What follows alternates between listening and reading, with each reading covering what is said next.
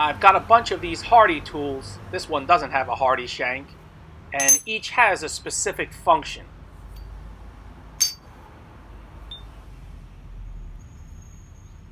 So I've been thinking I would like to combine the elements that I use a lot in one single tool. I drew up a design and I took that to the machinist, and this is what we came up with. So it's got small serrations, a larger V, 3 different sizes of half rounds, and a small step. It also has 3 holes so you can change the hardy shank's position. This tool is made from 1050 medium carbon. Not only can I change the position of the hardy shank, but I can also change hardy sizes.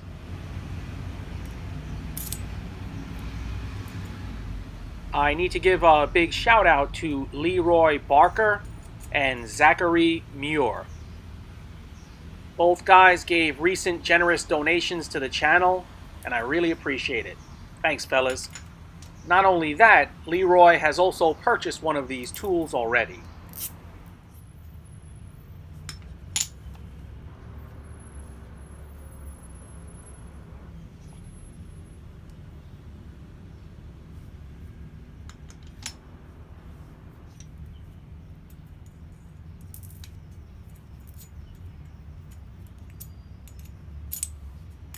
I think you can get the idea, and honestly, I don't know why I didn't think of having 3 different holes sooner. Given the limitations of my workspace, I can only work from one position, so being able to change this really benefits me.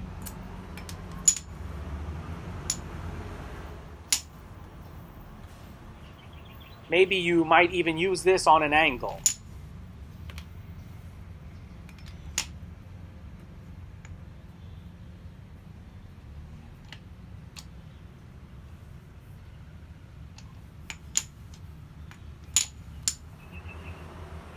This is a piece of that rack and pinion rack, a larger toothed one. I've drilled holes in this because I'd also like to fool around with this today.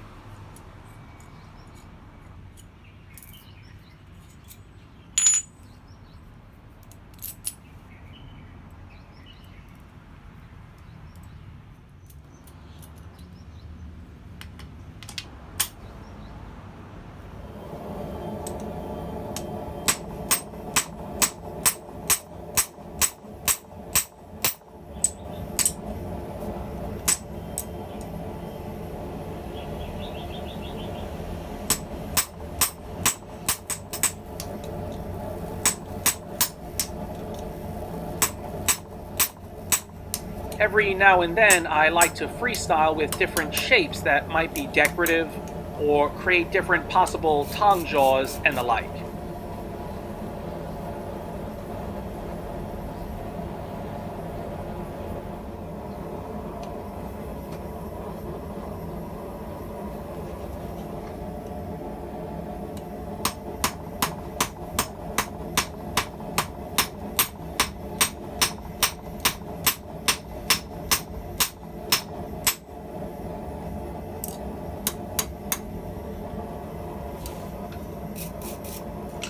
Holy cow, I've created metal Toblerone.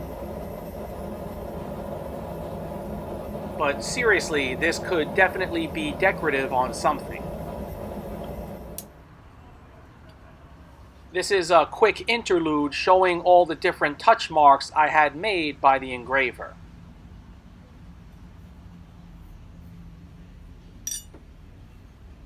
Not exactly sure what happened to this little GS one, but I remember it broke at one point.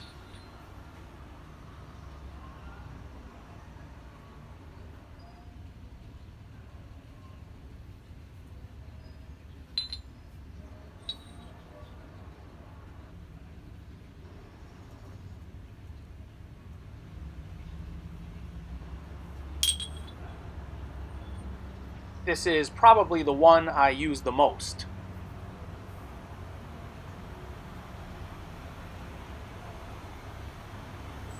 And this is the exact same one in a small travel size.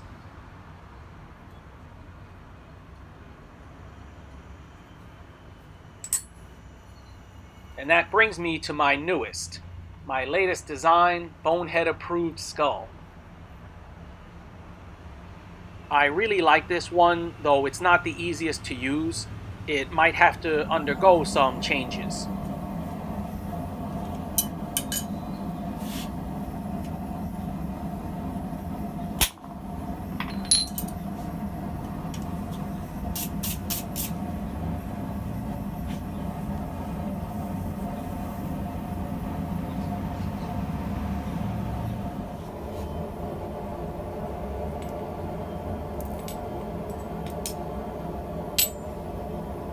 Now on to the Small Multi-use Hardy Hole Swage Block.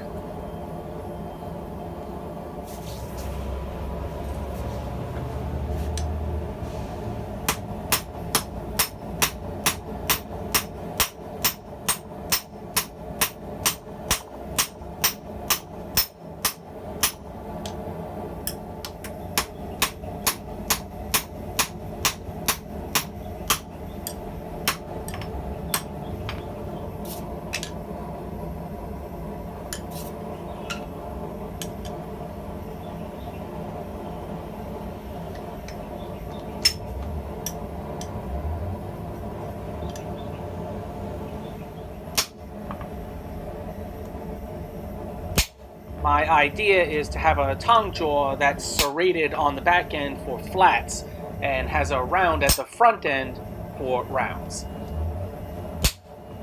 But this attempt went awry, though I'll finish it out, but then I'll try another piece.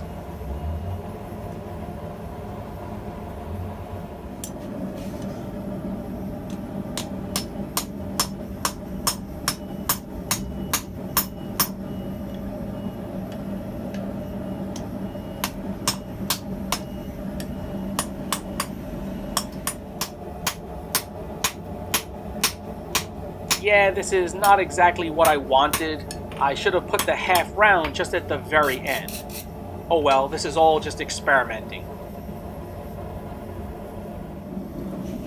So here's a second attempt, and I'll change the order of my steps. And speaking of steps, the step on this small tool is perfect for me. It's exactly what I needed.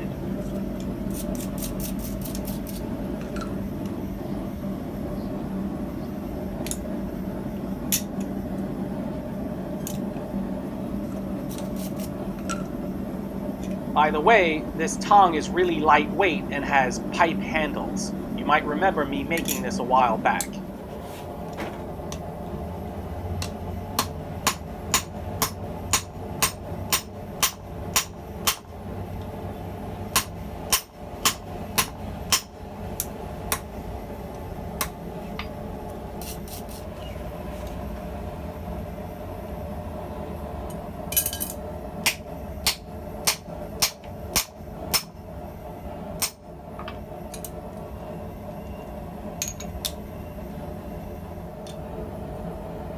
That's much better. I didn't distort the serrations this time.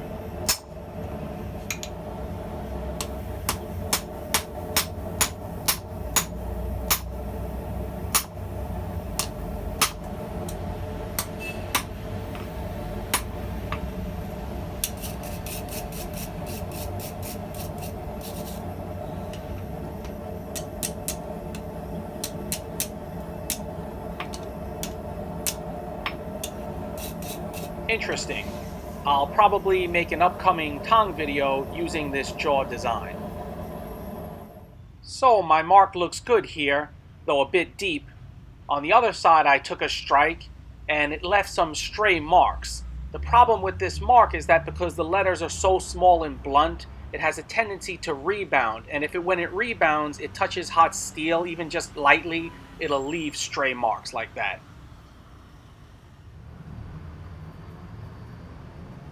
I like the looks of this jaw.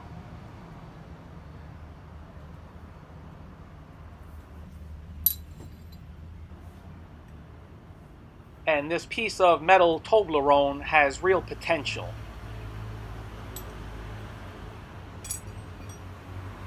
I'm very happy with my multi-use swage. I'll definitely get a lot of use out of this tool. The front edge here is too thin, and I'm probably just going to file or grind that off. If anyone is interested in getting one of these, send me an email and I'll do my best. And I'll get this listed on my website soon. Here's some customer touch marks from a while back that I never had a chance to show. Marks like this initial one are just the easiest to use.